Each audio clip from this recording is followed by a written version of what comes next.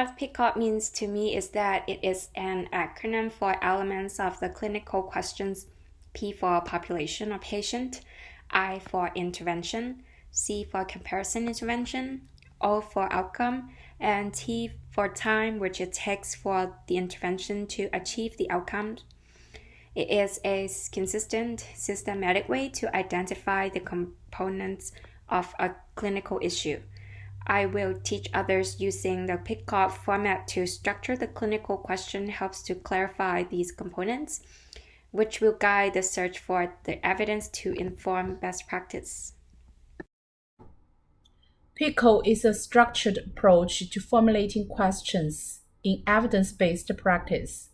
Each letter of Picot stands for a factor that must be considered to support research design aimed at solving clinical problems.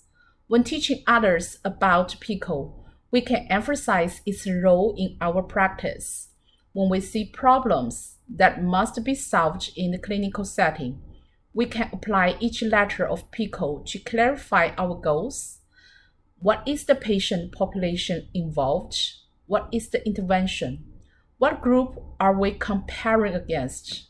What are the outcomes we hope to assess? And what is the time frame? So how would we teach the meaning of a Picot question to somebody else?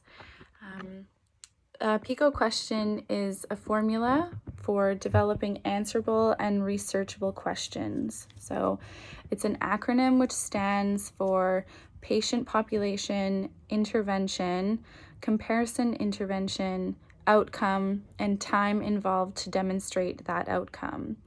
So the development of a good Picot question makes the rest of the process of finding and evaluating evidence much more straightforward, thereby streamlining the process of implementing new policies and procedures in the medical field.